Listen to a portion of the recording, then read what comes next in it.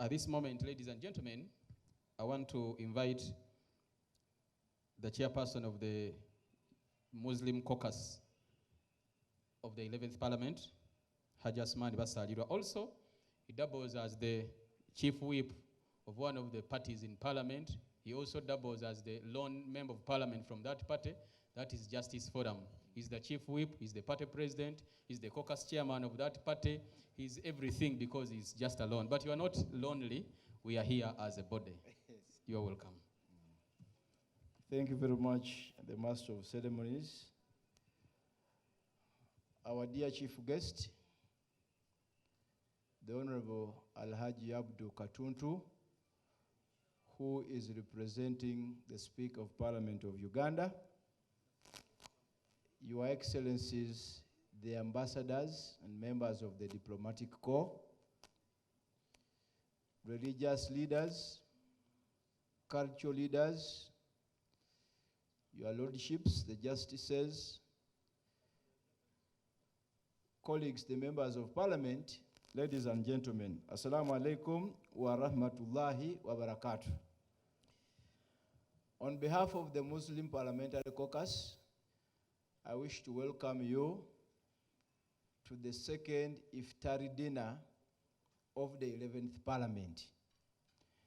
We want in a special way to welcome our dear chief guest, the Honorable Abdu Katutu. Colleagues, the Honorable Abdu Katutu, who is our chief guest, is the most senior Muslim member of Parliament in the history of Uganda. He has served the Parliament for only 22 years and is still growing strong. The Speaker would not have chosen any other person to represent her here except the Honorable Abdu Katutu, a distinguished lawyer, a distinguished legislator. Chief guest, we want to welcome you in a special way. I also want to welcome the Minister for Kampala in a special way, Ajat Minsa Kabanda, and to thank you once again, colleagues who are here, for coming. Chief guest, we want to thank you for supporting the activities of the Muslim Parliamentary Caucus and the Muslim community in general. As Muslim MPs, we are delighted and we appreciate the contribution you make. We have 2 or 3 prayers to make, Chief guest. One, we have 2 Muslim directors at the level of directors so far. We want to request that in future appointments, we have more staff of Parliament at the level of directors. That is a humble request we want to put to you. Secondly, you are aware that our prayer place is small. So as they construct the new parliamentary chambers, we want to request that we find enough space for the increasing number of Muslim MPs and the community in this place. Thirdly, there are pending issues that have not been resolved by Parliament. Our chief guest, we want to request that those issues are resolved. Number one, we have the issue of the Kadi courts. The Kadi courts are established in our constitution, and we have a guest speaker who will talk about it briefly. But ever since they were established, that provision has never been operationalized. We want to request during your term in office, that provision of the law should be operationalized so that Muslims have Kadi courts to discuss issues of Muslim personal law. We want to make that humble request. Secondly, second request relates to the issue of Islamic banking. We talked about Islamic banking in the 10th Parliament. Here, we were seated here, those of you who were here in the 10th Parliament. In the 11th Parliament, we have talked about Islamic banking. We want to request, Chief Guest, that during your term in office, and now that we also have a cabinet minister, that government finalizes the processes and procedures of having Islamic banking in this country. We know of many colleagues who cannot access financing in the existing financial institutions because of the fear of falling into riba. So we want to request that that issue also be expedited. With those remarks, I want to take this opportunity to once again welcome all of you. I know the Imam has recognized the Muslim MPs who are here and the others. I want to make my remarks that brief and to thank all of you for being here with us. Thank you very much. Assalamu alaikum wa rahmatullahi wa barakatuh.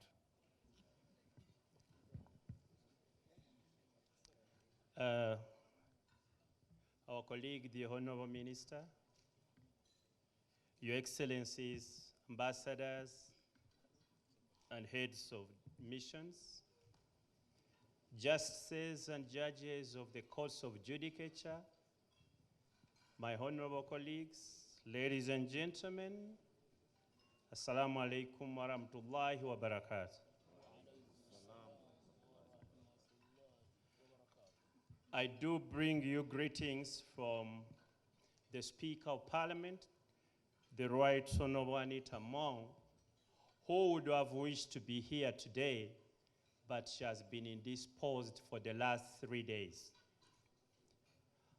Her deputy, the Right Honorable Tayebwa, is currently out of the country, and I have this honor and privilege to represent both of them at this function. It's not very easy to fit in those shoes, especially if they are shoes of a woman. But I'll try my best. I am a very good student of His Excellency Vice President Emeritus, who was also Speaker of this House, His Excellency Edward Sekandi Chiwanuka.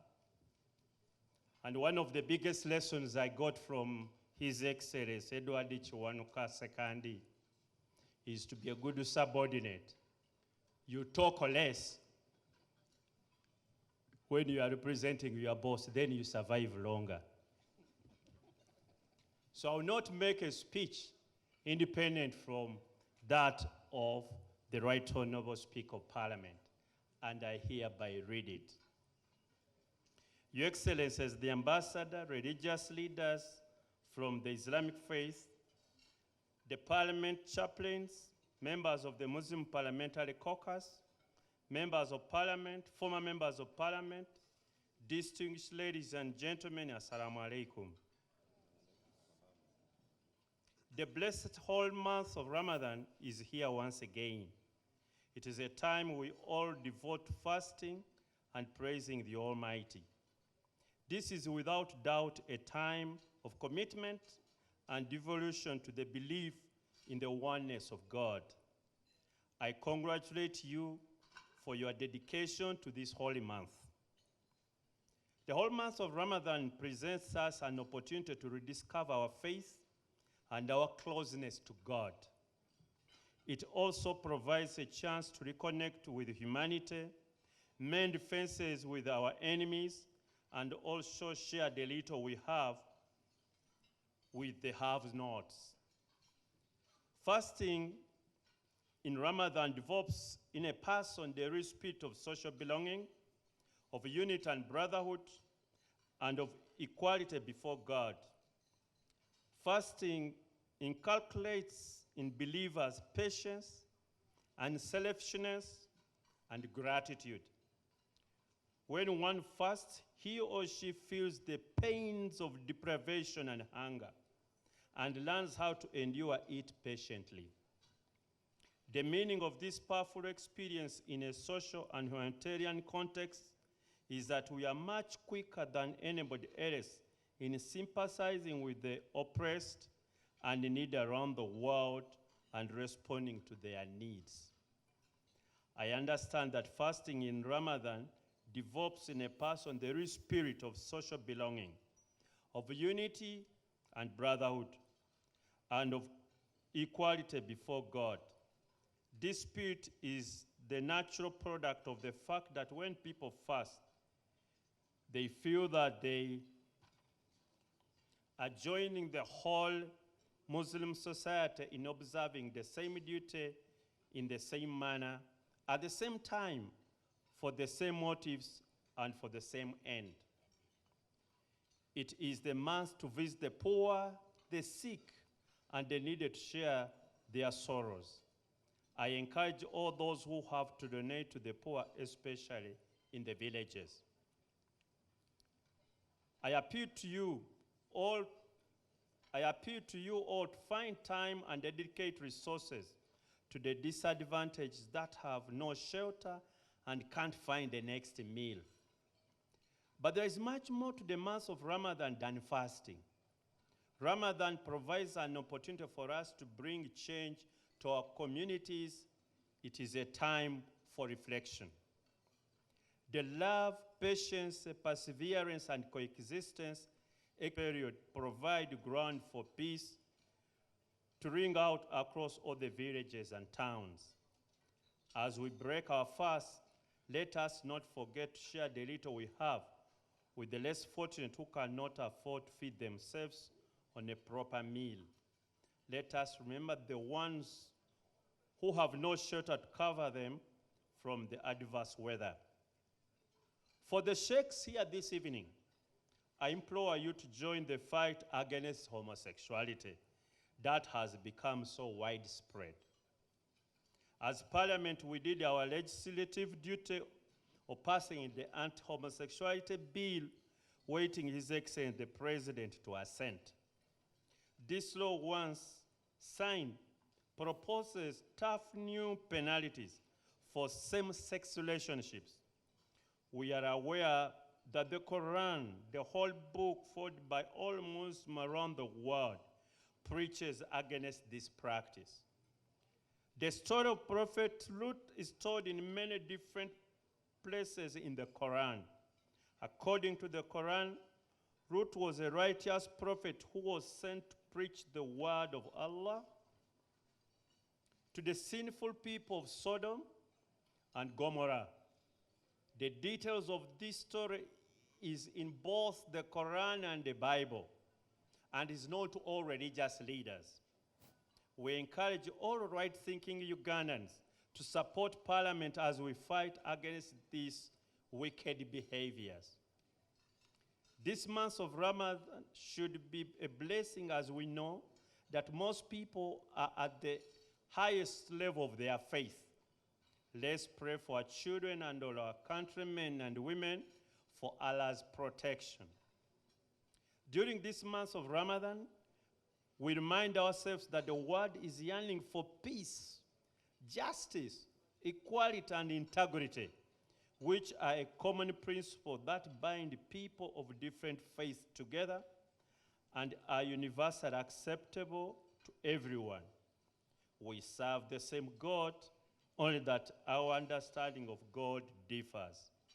Ramadan Kareem, Ramadan Mubarak, Anita Among, Annette, Speaker of Parliament of Uganda.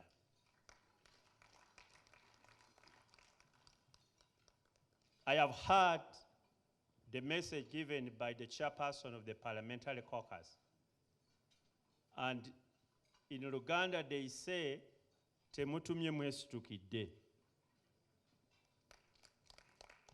I'll deliver them without adding a single, neither subtracting a single word from it. Issues regarding employment, issues regarding Islamic banking, issues regarding the prayer presses in the new building, I have heard. I think those were the 3 points. And obviously, most importantly, the cards court. Those messages are going to reach the Right Honourable Speaker. Once again, on her behalf, and indeed the entire institution of Parliament, I wish to welcome all of you, to congratulate all of you upon fulfilling this obligation, and invite you to this iftar. Thank you very much. Ramadan Kareem.